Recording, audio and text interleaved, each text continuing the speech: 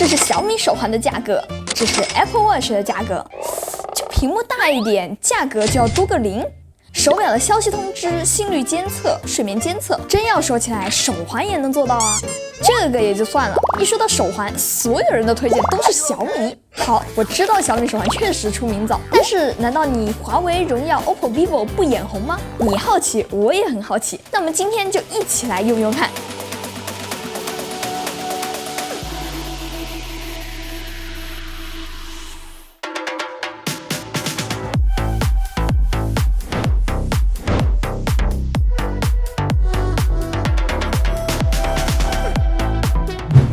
不过现在的手环和我记忆中有点不一样啊，怎么现在这种东西也能叫手环啊？要我说，最直观的区别就是这些手环看着长一些，而且比手表要小一圈。总不能说不够智能的，他们就叫个手环吧？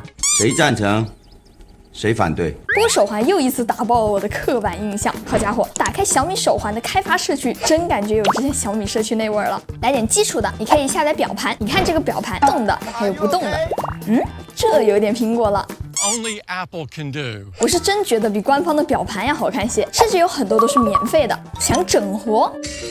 植物大战僵尸玩一下。你别说啊，这流畅度和色彩还挺好的，而且植物是真的能够种下去的。不过这个屏幕实在是太窄了，种个豌豆你还得预判僵尸在哪，真的有点难崩了。当然，我只能说，上学的时候要是有这个玩意儿，我管它这那的。好几年前爆火的那个跳一跳，手环上面也有，就离谱啊！而且它还有排行榜，你能连接手机之后同步上去。而且我最没有想到的是，它还能玩嘎啦 game， 正规手表没这玩意儿吧？每天都能在手环上面看到自己的女友在干什么，还会跟你对话。我们嘎啦 game 主角就是这样的，感觉应该给猪王还有云飞来一个。还真是，从来都是给我 game， 你个垃圾！我还有这个原神。你不会真以为能玩吧？甚至你还能在手环上面刷 B 站。别高兴太早，还不能看视频。不过你可以在上面刷动态、评论，还有3连，懂我意思吧 Nice。但其实这些软件和咱们手表上面那种真正的第三方应用还是有点区别的，他们都是社区开发者自己做的，虽然也有不少特别有意思的应用，但其他说白了，很多都是以整活为主的，功能简单，也少不了 bug， 像是愤怒的小球，点进去是这样的。不过注意到的小伙伴可能也注意到了，我前面这说的全是小米手环，不是我不想提别的手环啊，第三方软件他们是一个都没有，其他手环只有比较基础的功能，也不能拓展，买回来啥样就是啥样的。而且真把它们搁在一个擂台上面比，每一个手环都还有点硬伤。你看华为屏幕还是上个世纪的30帧，用完小米再用回来还真要适应一下。三星的手环倒是挺丝滑的，不过苹果用户是不能用的，官方应用早在2年前就停更了，新手环直接不适配了。别这样，别这样！还有个抽象的中兴，没想到他们还有手环吧？甚至还是唯一一个有扬声器的。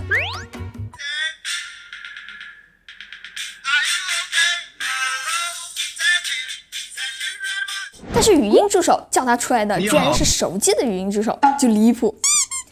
不是不想戴别的手环，实在是很难对比。那小米手环的基本功究竟扎不扎实，跟手表比一比不就知道了。那这几天呢，我也是左右手互搏，同时体验了几天。重点我就想看一下它们之间的区别有多大。那我们回归基本功，我们平时最需要的睡眠监测，手表和手环测出来的结果，总时长是真的非常接近，最多也就差个10几分钟。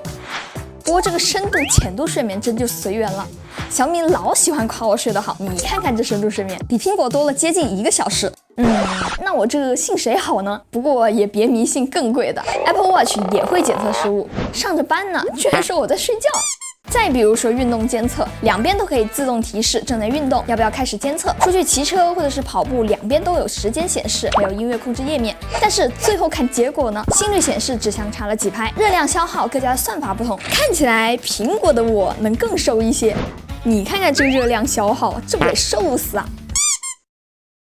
续航那就更加不用说了 ，Apple Watch 包遥遥落后的，不知道跟你们的体感是不是一样啊？我用的这几天，它们俩的价格是一个天一个地，但是基础功能差距还真不算太大，甚至我是把小米手环连着 iPhone 用的。我本来担心它的消息同步不及时之类的问题，但其实也没有遇到过。但有些手表的功能，手环还真做不到，就比如说收到消息之后都能通知，但是手表它是可以点开来回复消息的。这个场景我几乎没有用过，有小伙伴会用的吗？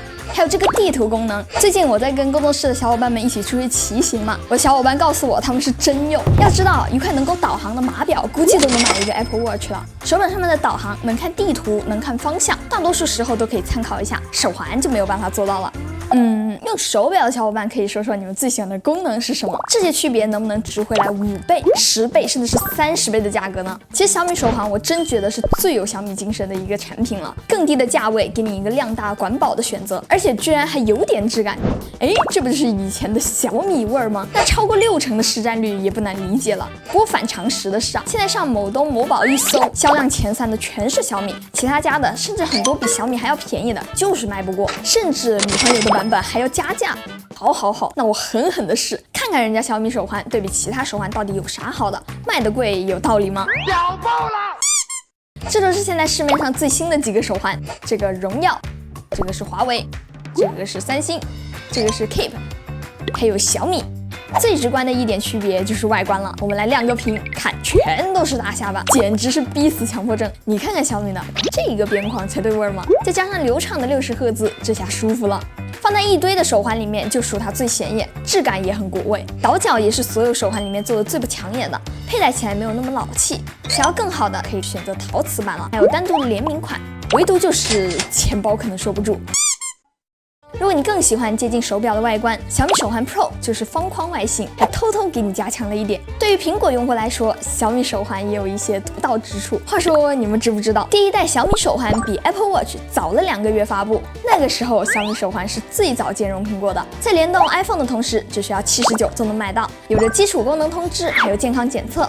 而且小米手环首发同年就 OTA 接入了苹果 Health Kit， 睡眠时间、运动步数都能同步进健康 App。同代的竞争对手，我说白了，你看这个样子，这个价格，他们根本就不是对手，全部清退。但这还没完，手机上面支持米家，我嗤之以鼻；手环上支持米家，那就不一样了。你看看，这小米早就下放了小爱同学，而且还不用连接小米手机就能使用小爱同学语音控制家里面的设备。只要你有米家的设备，碰巧你手腕上面还空着，那简直相当于绑了一个米家智能按键在手上。米家 App 设定智能场景之后，就能一键控制多种设备。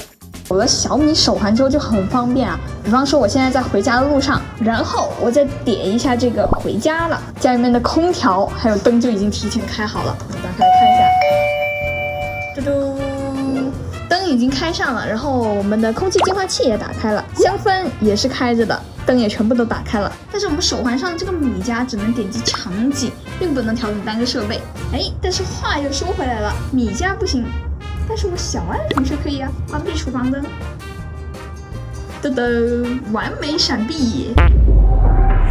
而且小米手表的米家自动化也下放给了手环，现在可以在里面设置通过手环检测状态来操作设备了。